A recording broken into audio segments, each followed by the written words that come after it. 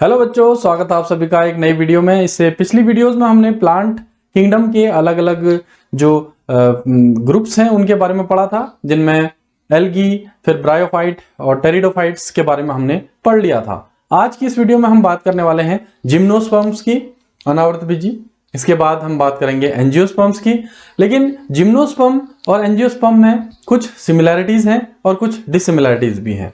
इनके बारे में अध्ययन हम शुरू करते हैं। तो सबसे पहली बात, जिम्नोस्पर्म, इनका जो नाम है वो है नेकेड सीडेड प्लांट्स। ये नग्न बीजीय पौधे होते हैं। नॉर्मली आपने चीड़, देवदार के पेड़ तो देखे ही होंगे। They are known as pine trees. तो यही साइकस और पाइनस दो एग्जाम्पल हैं इन जिम्नोस्पर्म्स के। सबसे पहले आप इनकी फोटोज देख लीजिए। ये हैं साइकस और पाइनस। तो ये स्ट्रक्चर्स जब आप देखेंगे तो समझ पाएंगे कि ये जिम्नोस्पर्म्स आखिर दिखाई कैसे देते हैं। तो आइए अब इनके बारे में हम डिटेल नॉलेज लेते हैं। ये जो साइकस पाइनस हैं, जिम्नोस्पर्म्स हैं, इनकी स्पेशलिटी है कि ये फर्स्ट सीडेड प्लांट्स हैं। इससे पहले जितने भी हमने पढ़े, एल्गी, ब्रायोफाइट, टेरिडोफाइट्स, इनमें सीड्स अवेलेबल नहीं थे, बीज नहीं थे। और ये जो सीड्स इनमें बनते हैं ये मेगा स्पोरोफिल और माइक्रोस्पोरोफिल में बनते हैं। ये क्या है? देखिए, सबसे पहले जो चीड़, देवदार के पौधे होते हैं, सीडर, और दूसरे जो साइकस और पाइनस ट्री हैं, उनमें ये कोन लाइक स्ट्रक्चर आपने देखे होंगे। फोटो में आप देखिए, ये है कोन। ये जो कोन्स हैं ये दो टाइप के पाए जाते हैं इनके अंदर। जैसे एक होगा मेल कोन, एक होगा फीमेल कोन। मेल कोन को कहा जाता है माइक्रोस्पोरोफिल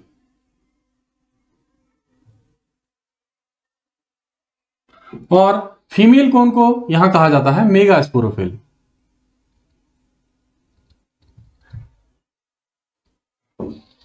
अगर इनके इंटरनल स्ट्रक्चर की बात करें तो जो स्ट्रक्चर आप देखते हैं इस तरीके से, जो ये बाहर से आपको दिखाई दे रहा है, इसमें ये सजावट वगैरह के लिए भी यूज इनको हम करते हैं, कलर वगैरह करके। जब इनको आप ओपन करके देखेंगे तो you will find the structure like this.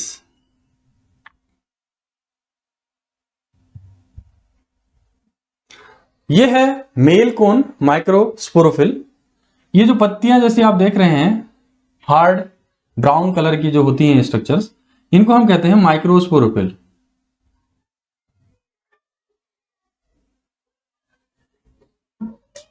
और इन माइक्रोस्पोरोफिल के ऊपर यहां पर छोटे छोटे स्पोरेंजिया होते हैं, जिन्हें हम माइक्रोस्पोरेंजिया कहेंगे।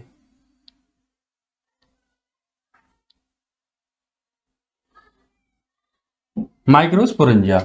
और इन माइक्रोस्पोरेंजिया के अंदर छोटे छोटे गैमीट्स बनेंगे, जिन्हें हम माइक्रोस्पोर्स कहते हैं।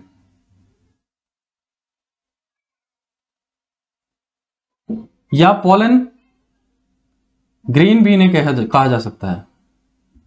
तो ये मेल कोन का स्ट्रक्चर है। और फीमेल कोन में ये स्ट्रक्चर कुछ डिफरेंट होगा। जैसे फीमेल कोन के अंदर यही बाहर से ऐसा ही दिखाई देता है स्ट्रक्चर, लेकिन इसके अंदर आप जब देखेंगे तो ये स्ट्रक्चर कुछ इस टाइप से होंगे।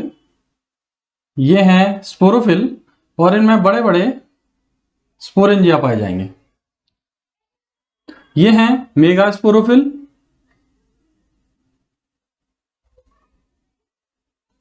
और मेगास्पोरोफिल में ये जो हैं ये हैं मेगास्पोरेंजिया।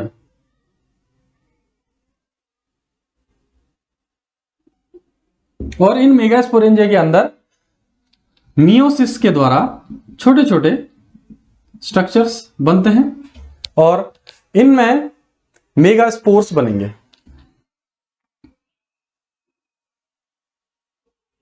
यानी ओव्यूल लाइक स्ट्रक्चर, जिनमें ओवम भी होता है, जिनके बीच में फर्टिलाइजेशन होगा। ये पोलन ग्रेन यानी माइक्रोस्पोर जाएंगे इधर फीमेल कोन में और वहां इसे फर्टिलाइज करेंगे मेगास्पोरेंजिया को, और वहां ओव्यूल के साथ फ्यूज होके ये आगे जाइगोट बनाएंगे और आगे स्ट्रक्चर्स बनाएंगे। नॉर्मली अगर हम बात करें तो जो ये माइक्रोस्पोरोफिल है ये डिप्लॉयड स्ट्रक्चर है, माइक्रोस्पोरेंजिया भी डिप्लॉयड स्ट्रक्चर है, यानी टोटल क्रोमोसोम नंबर पाए जाएंगे इनमें। लेकिन जो माइक्रोस्पोर हैं इनमें हैप्लॉइड नंबर ऑफ क्रोमोसोम होते हैं, half number of chromosome. Haploid diploid क्या होते हैं, इनके बारे में हम पिछली वीडियोस में देख चुके हैं, पढ़ चुके हैं, उसको आप एक बार देख सकते हैं।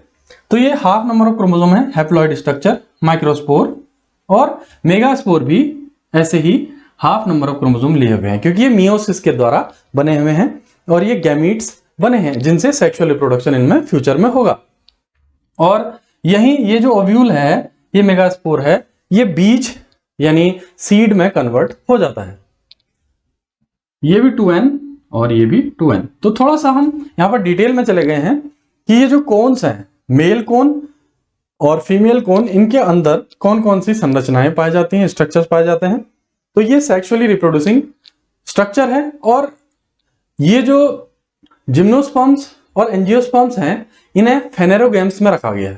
फेनेरोगैम्स मींस ऐसे पौधे जिनमें फूल यानी पुष्प पाए जाते हैं। जैसे आपने क्लासिफिकेशन जब पढ़ा था तो प्लांट्स यानी किंगडम प्लांटी को दो भागों में बांटा गया था। पहला क्रिप्टोगैमी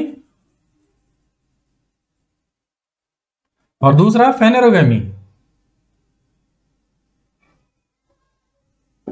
जो क्रिप्टोगैमी थे इनमें फ्लावर नहीं पाया जाता है और इनमें एल्गी, ब्रायोफाइट और टेरिडोफाइट्स आए हुए थे। लेकिन जो फेनेरोगैमिया है या फेनेरोगैमी है, इनमें फूल पाए जाते हैं और ये दो होते हैं, एंजियोस्पर्म्स और जिम्नोस्पर्म्स। पहले जिम्नोस्पर्म फिर एंजियोस्पर्म्स। तो ये जो जिम्नोस्पर्म्स हैं और एंजियोस्पर्म्स हैं, दोनों में फ्लावर तो हैं, लेकिन जो जिम्नोस्पर्म के फ्लावर हैं वो कोन स्ट्रक्चर में है, फुली डेवलप्ड फ्लावर नहीं है। इनमें स्टेमन, कार्पल, एंड्रोशियम, गाइनोशियम या ये जो पूरे के पूरे स्ट्रक्चर्स होते हैं मेल फीमेल, वो सब नहीं है, लेकिन इनमें कोन्स हैं जो फ्लावर का अल्टरनेटिव फॉर्म है। तो ये हैं स्ट्रक्चर इनके सीड बनाने वाले ऑर्गन्स की, यानी कोन्स की, माइक्रोस्पोरोफिल और मेगास्पोरोफिल। आगे बढ़ते हैं। इनकी जो मेन प्लांट बॉडी होती है वो स्पोरोफिटिक होती है, यानी इसमें जो स्ट्रक्चर होगा 2n यानी टोटल नंबर ऑफ क्रोमोसोम लिए हुए होगा। जो आप पेड़ बड़ा सा देखते हैं देवदार का या चीड़ का, ये स्पोरोफिटिक स्ट्रक्चर है, यानी उसमें टोटल क्रोमोसोम होंगे, डिप्लॉइड स्ट्रक्चर वो होगा द्विगुणित। और इनमें रूट, स्टेम और लीव्स डेवलप्ड होते हैं। तो इनमें जो इससे पहले जो प्लांट्स थे उनका जैसे स्ट्रक्चर्स, थैलॉइड बॉडी ऐसा कुछ यहाँ नहीं होता, पूरा सा डेवलप्ड स्ट्रक्चर इनमें पाया जाता है जड़, तना, पत्ती का। ये हेट्रोस्पोरस है, यानी अलग अलग टाइप के स्पोर्स इनमें बन रहे हैं। यानी माइक्रोस्पोरोफिल में माइक्रोस्पोर बनेंगे यानी पोलन ग्रेन, और मेगास्पोरोफिल में मेगास्पोर बनेंगे यानी ओव्यूल, जिन्हें हम डिस्कस कर चुके हैं।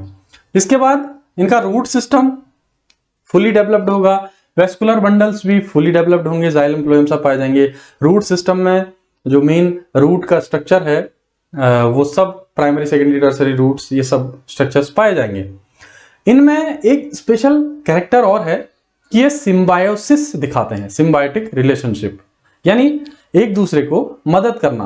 तो ये कुछ एल्गी के साथ एसोसिएशन बनाते हैं, यानी पाइन ट्री जैसे चीड़ का पेड़ है, उसकी जड़ों में एल्गी साथ साथ रहना शुरू कर देगी और एल्गी उस पाइन ट्री को मदद करेगी फोटोसिंथेसिस करके या कुछ एब्जॉर्प्शन करके नीचे से मिनरल्स और वाटर का, वो प्रोवाइड करेगी प्लांट को, और प्लांट बदले में उसे फूड देगा। तो ये एल्गी के साथ जब सिम्बायोटिक रिलेशनशिप में रहते हैं तो उसे कहते हैं हम कोरेलॉइड रूट।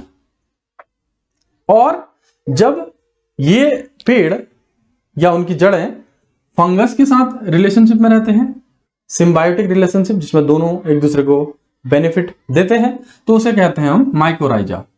माइकोराइजा में चीड़ यानी पाइन ट्री की जो जड़ें हैं उनमें फंगस रहते हैं और फंगस वाटर और मिनरल्स को एब्जॉर्ब करके प्लांट को देते हैं और प्लांट बदले में उन्हें फूड देता है। तो एक दूसरे को हेल्प करते हैं। तो दो टाइप का सिम्बायोटिक रिलेशनशिप जिम्नोस्पर्म्स दर्शाते हैं, कोरेलॉइड रूट पाइनस एल्गी के बीच रिलेशनशिप और माइकोराइजा पाइनस और फंगस के बीच रिलेशनशिप। ये दोनों बहुत इंपॉर्टेंट क्वेश्चन है।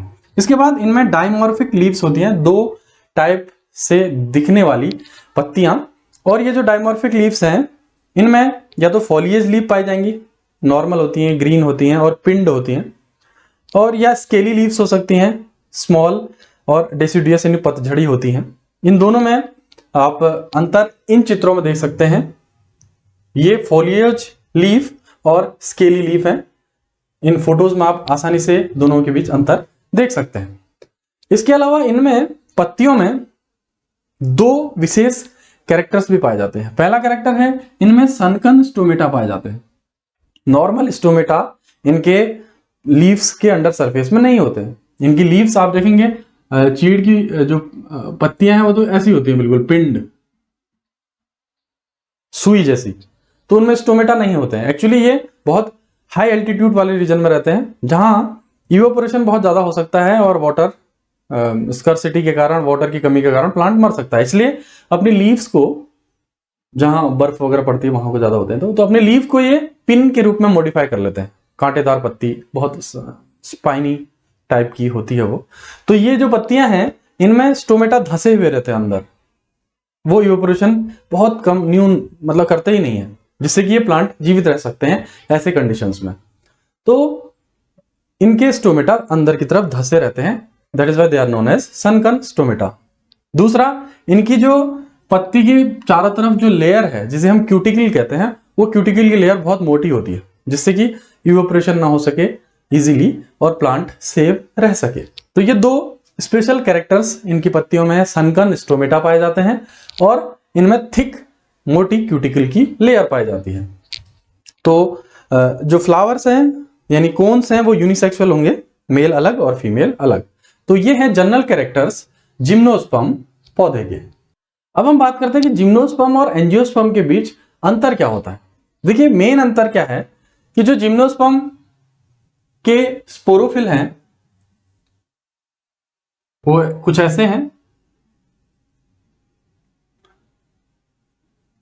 और इसमें स्पोरेंजिया पाए जा रहे हैं। ये मेगा स्पोरोफिल की हम बात करें, यानी जो फीमेल कोन होता है उसका इंटरनल स्ट्रक्चर कुछ ऐसा है, और इसमें ये हैं मेगा स्पोरोफिल, ये हैं मेगा स्पोरेंजिया,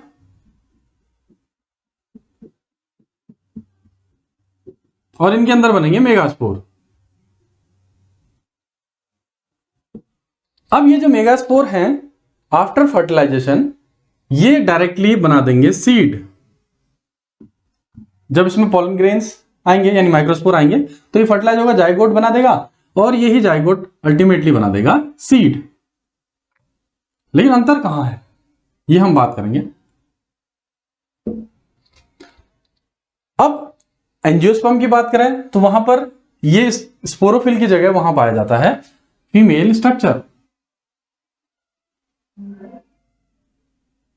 पिस्टल या कार्पेल, और यहां पर इसमें ओवरी पाई जाती है।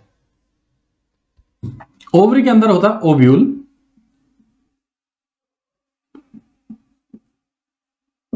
और ये ओव्यूल ही सीड में कन्वर्ट होता है बाद में। सीड और चारों तरफ उसके फ्रूट भी होगा। तो फर्टिलाइजेशन से पहले तो इसमें सीड के बाहर या ओव्यूल के बाहर ओवरी होगी फर्टिलाइजेशन से पहले, और फर्टिलाइजेशन के बाद इसमें आ जाएगा फ्रूट। तो बिफोर फर्टिलाइजेशन